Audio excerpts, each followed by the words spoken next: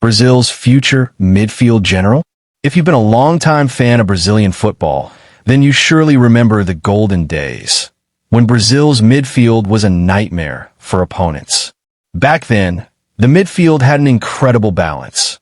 Carlos Dunga, Gilberto Silva, Felipe Melo provided defensive stability, while Ricardo Kaká's magical passes dazzled, and dependable soldiers like Paulinho and Luiz Gustavo completed the unit.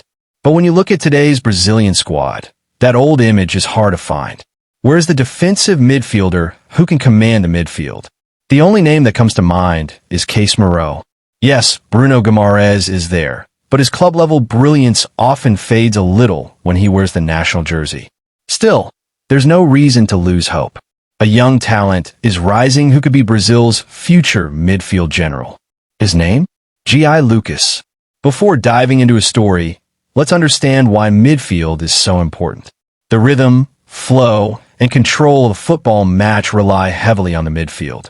If your midfield is weak, your attacks crumble, and the game slips into the hands of your opponent.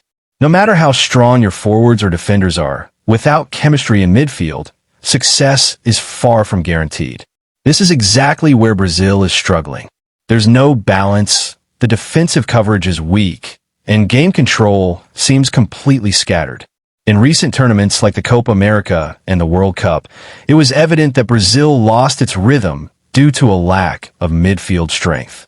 However, football never runs out of talent, and Brazil is a goldmine of it. From that goldmine emerges a young midfielder, João Lucas, who's already creating buzz among major European clubs. João Lucas, only 17 years old, plays for Brazil's historic club Santos. In a recent match against Sport Recife, he drew widespread attention. Why? Because he made a strong tackle on Neymar from behind. Now you might be wondering, what's so special about that? Well, Neymar is a national icon, admired across Brazil. To challenge him so boldly isn't just courage, it's a show of immense confidence.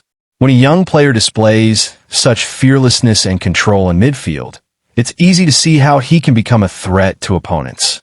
His positional sense, defensive awareness, running power, and activity level all suggest he was born to control the midfield. Top European clubs like Barcelona, Bayern Munich, and Inter Milan are already scouting him. Barcelona, in particular, sees him as a future Sergio Busquets, their longtime midfield backbone.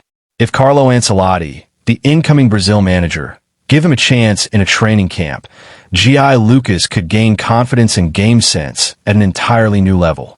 Working under a coach like Ancelotti could open a new chapter in his career. It's time for Brazil to rebuild its midfield leadership. Casemiro is still strong, but with age, his performance is naturally declining. Brazil needs a pure defensive midfielder, not just someone who controls the ball or passes well, but someone who dictates the game's tempo and breaks down opposition attacks. João Lucas could be that player. If properly guided now, he could undoubtedly become one of Brazil's best midfielders. His composure, defensive responsiveness, and flair reflect a full-package player. And that foul on Neymar? It may just be a pivotal moment in his career, a display of the mental toughness, confidence, and football IQ needed to survive at the international level. Now the question is, can João Lucas bring back Brazil's lost midfield dominance? Big clubs are already watching, and the gates to Europe are beginning to open. Now it's all about maintaining development and consistency. So to football fans, do you believe in João Lucas? Do you think he can revive Brazil's midfield? Share your thoughts in the comments. Who's supporting this young general? Because soon, we might witness a new name written proudly in football's history books. João Lucas, Brazil's hidden weapon, making headlines before his move to Europe. In part 1, we introduced João Lucas and his fearless mindset. Now, let's explore what makes this young talent special, his playing style, the clubs chasing him, and how far he could go under Carlo Ancelotti. Let's start with his style of play. João Lucas's biggest strength is his positional awareness. It's as if he has an internal GPS. He always knows exactly where to be. He anticipates attacks before they're fully formed and intercepts passes with precise timing. giving his team a new chance to counterattack. And he doesn't just stop at defending. He knows how to transition the ball forward, maintain tempo, and distribute with intent. Many defensive midfielders are good at winning the ball, but lack clarity on what to do next. João Lucas is different. His game has structure and rhythm.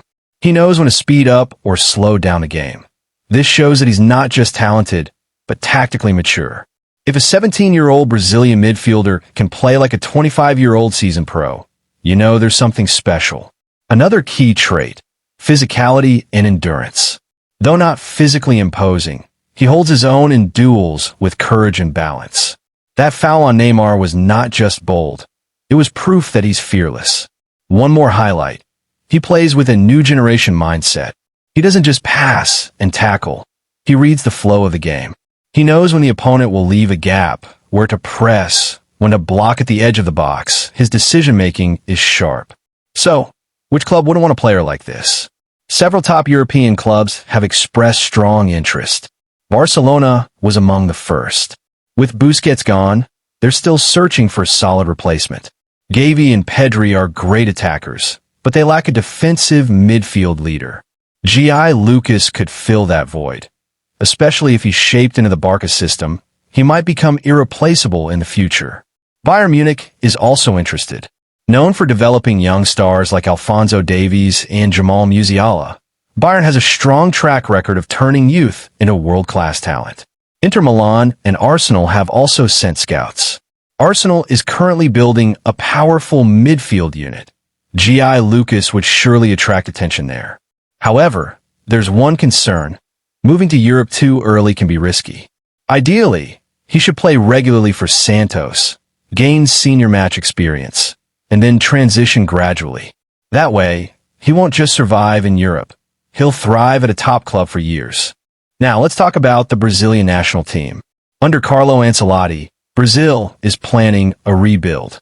Ancelotti isn't known for promoting too many youngsters, but when he does, he gives them complete freedom.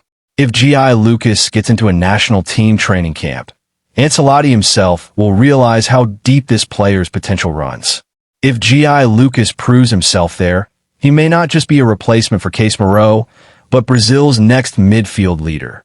Ancelotti has already emphasized the need for midfield balance. And if any young player can bring that back, it's João Lucas. But success won't just depend on coaching. It will depend on focus, discipline, and consistency. Talent is common, but only a few can preserve it. If João Lucas sharpens his game, maintains discipline, and stays calm under pressure, he could become a revelation not just for Brazil, but for world football. So the question remains, will João Lucas be just another promising teenager? Or will he become the next Casemiro? Or maybe carve out an identity that's all his own? Time will tell. But today, as a football fan, you can say you've started following João Lucas, because he might just be the player everyone is searching for, but haven't fully discovered yet. Part 3, an in-depth look into João Lucas's career plans, European potential, and Brazil's midfield revival is coming soon. Do you want it? Comment Part 3 please, or just say next.